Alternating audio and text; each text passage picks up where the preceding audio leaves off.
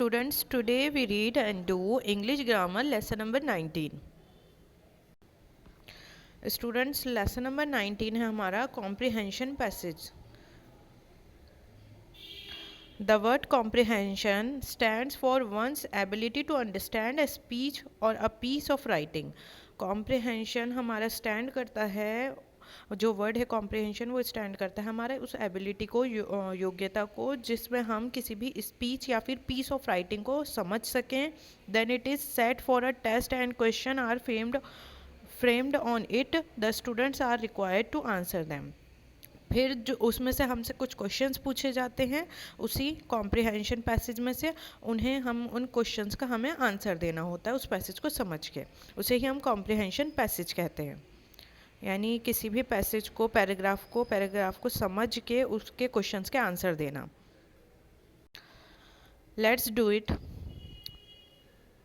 Passage 1. Read the passage and answer the MCQs. हमें students passage दिया हुआ है, फिर उसके नीचे हमें MCQs यानी मल्टीपल चॉइस क्वेश्चन दिए हुए हैं, उनमें हमें टिक करना है. पहले हम पैसेज पढ़ेंगे अपना. The machine age begin in 1769 AD with the invention of the steam engine by James Watt. Machines की जो शुरुआत हुई थी वो 1769 AD में हुई थी, जो कि इन्वेंशन की थी सबसे पहले किसने? जेम्स वॉट ने स्टीम इंजन की इन्वेंशन की थी. Within 20 years of this invention, the Industrial Revolution took place. All over Europe, factories were set up. और यूरोप की सारी फैक्ट्रीज जो है वो सेटअप हो गई थी. इंडस्ट्रियल रिवोल्यूशन आ गया था, यानी सारी इंडस्ट्रीज़ वगैरह बन गई थी उस टाइम पे यूरोप में. These factories begin to produce goods on a very large scale. ये इन सभी फैक्ट्रीज़ में जो गुड्स थी यानी चीज़ें वगैरह थी वो बहुत ही बड़े लार्ज स्केल पे बहुत बड़ी मात्रा में बनने लगी थी. As result the factory owners become very very rich and come to be called capitalist. उसका रिज़ल्ट नतीजा क्या निकला था कि फैक्ट्री के मालिक जो थे, ओनर, वो बहुत ही ज़्यादा अमीर हो गए थे, कैपिटलिस्ट बन गए थे. The workers on the other hand remained poor. जबकि दूसरी तरफ क्या हुआ था कि वर्कर्स जो थे, काम करने वाले, वो बहुत ही गरीब रह गए थे. क्यों? The machine had given rise to unemployment and there was a tough competition for jobs. क्यों हुआ था ऐसा? क्योंकि मशीन की वजह से, मशीनों की ईजाद की वजह से अनएम्प्लॉयमेंट बहुत ज़्यादा, बेरोज़गारी बढ़ गई थी और कंपटीशन बहुत ज़्यादा बढ़ गया था जॉब्स, काम वगैरह को लेकर, नौकरियों को लेकर. The capitalist took undue advantage of this competition and paid the workers very low wage. इस कंपटीशन का कैपिटलिस्ट ने, यानी जो फैक्ट्रीज ओनर थे, उन्होंने बहुत फ़ायदा उठाया और वो जो वर्कर्स थे उन्हें बहुत ही कम आमदनी देते थे, पैसे वगैरह बहुत कम देते थे. So the society came to be divided into 2 sections known as haves and have nots. तो सोसाइटी जो है वो 2 सेक्शन में बढ़ गई थी, हैव्स और हैव नॉट्स में, यानी जिनके पास है और जिनके पास नहीं है, हैव और हैव नॉट्स. नेक्स्ट है हमारा tick the right choice. First question है जिसमें when did the machine age begin. Machine age begin कब हुई थी हमारी, शुरू कब हुई थी? 1769 में. तो हमने बी पे टिक लगा दिया है. Steam engine was invented by. किसने इन्वेंट किया था स्टीम इंजन को? हमारा दूसरा क्वेश्चन है जेम्स वॉट ने. तीसरा क्वेश्चन है हमारा what were factory owners called. Factory owner जो थे उन्हें क्या कहा जाता था? कैपिटलिस्ट. नेक्स्ट है question number 4. Students who were very poor. बहुत गरीब कौन रह गया था? कौन थे गरीब? Workers. Workers was very poor. Workers were very poor. 5 है हमारा question. The workers were paid very low. Very low क्या मिलती थी उन्हें? सबसे कम वेज, आमदनी, उनके जो पैसे थे वो बहुत कम मिलते थे. अब पैसेज 2 है हमारा. Read the passage and answer the MCQs. इसे भी पैसेज को रीड करना और MCQs के हमें आंसर देने. स्टूडेंट्स आप जैसे कि आप पिक्चर में देख सकते हैं, यहाँ सोलर सिस्टम बना हुआ है हमारा, सन बना हुआ है और सारे प्लैनेट्स बने हुए हैं, यानी ये जो हमारा पैसेज है वो हमारे सोलर सिस्टम से रिलेटेड है. The sun is a star. Sun क्या है? हमारा एक स्टार है.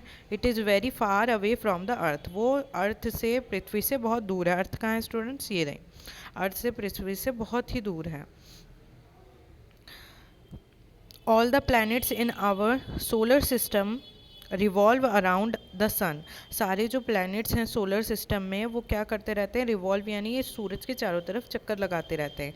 The sun is a big ball of fire. Sun क्या है, एक बड़ी सी बॉल है फायर की, आग का एक बड़ा सा गोला है। It is made up of gases. वो किससे बना हुआ है, गैसेज से बना हुआ है। The burning gas gives out heat, light and energy. Burning gas जो है वो जलती जो है वो क्या हमें देती है, उससे एनर्जी, हीट और लाइट निकलती है। The heat is so high that nobody can go near the sun. जो हीट होती है, गर्मी जो होती है वो बहुत ज़्यादा तेज़ होती है, इसी वजह से कोई भी सन के करीब नहीं जा सकता, सूरज के पास पास जाएंगे तो वो जल जाएंगे। The planets which are too close to the sun are very hot. जो प्लैनेट्स सन के बहुत करीब होते हैं वो बहुत ज़्यादा गर्म होते हैं, उनमें बहुत ज़्यादा गर्मी होती है। So life does not exist there, जिसकी वजह से वहाँ पे जीवन नहीं है, कोई भी चीज़ जीवित नहीं रह सकती। Earth is at the right distance so it is neither too hot और नॉट टू कोल्ड। अर्थ जो है हमारी पृथ्वी वो सन से बिल्कुल ठीक डिस्टेंस पे है, राइट डिस्टेंस पे है, इसी वजह से ना वहाँ बहुत ही ज़्यादा गर्मी होती है और ना बहुत ही ज़्यादा ठंड होती है। Sun's heat and light are main sources of energy for all animals and planets on the earth। यानी कि इन्होंने हमसे कहा है कि सन जो है वो मेन हमारा सोर्स है लाइफ का, जीवन का, अर्थ पे जिससे एनर्जी मिलती है एनिमल्स को भी और प्लांट्स वगैरह को भी, सभी को, जिसकी वजह से जीवन भी है अर्थ पे। Leaves of the plants prepare food in the presence of sunlight. जो प्लांट्स हैं उनमें भी जो फूड बनता है, खाना बनता है, वो सनलाइट की वजह से ही बनता है, जिसे फोटोसिंथेसिस बोलते हैं students. Without the sun life on the earth would come to an end. Sun के बिना पृथ्वी पे भी जो जीवन होगा वो, अगर सन नहीं होगा, सूरज नहीं होगा, तो पृथ्वी पे भी जीवन नहीं हो सकता, ख़त्म हो जाएगा जितना भी यहाँ पे जीवन है। यानी जो इंसान, हम, जानवर वगैरह जितने भी जिंदा हैं वो सूरज की एनर्जी, हीट और उसके लाइट की वजह से ही यहाँ पे हम जीवित हैं। अगर सन नहीं होगा तो हम भी जीवित नहीं रह सकते। टिक राइट द राइट चॉइस। हमें स्टूडेंट्स अब एमसीक्यूज दिए गए हैं, अब हमें क्वेश्चन पढ़ के उनके ऑप्शन पे टिक लगाना है। Which heavenly bodies revolve round the sun in the solar system. Solar system में सन के राउंड कौन से हेवनली बॉडीज़ घूमती रहती हैं, चक्कर लगाती हैं, क्या होती हैं, प्लैनेट्स होते हैं, तो हमने प्लैनेट्स पे टिक लगा दिया है। सेकेंड है what is the sun made up of. Sun किससे बना हुआ है, हॉट गैसेस। थर्ड है on which planet does the life exist. कौन से प्लैनेट पे हमारी लाइफ जो है, जीवन जो है वो एग्जिस्ट करता है, अर्थ पे। फोर है the sun is a huge. Sun क्या है, एक हमारा ह्यूज स्टार है। 5 है can anybody go near the sun. क्या कोई भी सन के पास जा सकता है, नहीं, तो हमने यहाँ नो पे टिक लगा दिया है। तो कोई भी स्टूडेंट्स सन के करीब नहीं जा सकता, तो इसमें सी पे हमारे नो पे टिक आएगा हमारा।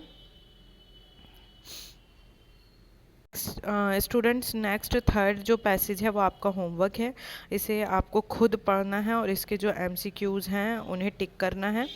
एमसीक्यूज़ टिक करेंगे आप इसके पैसेज पढ़ के, और फिर ये काम कंप्लीट हो जाने के बाद इसके फ़ोटो क्लिक करके मुझे पर्सनल पर सेंड करेंगे।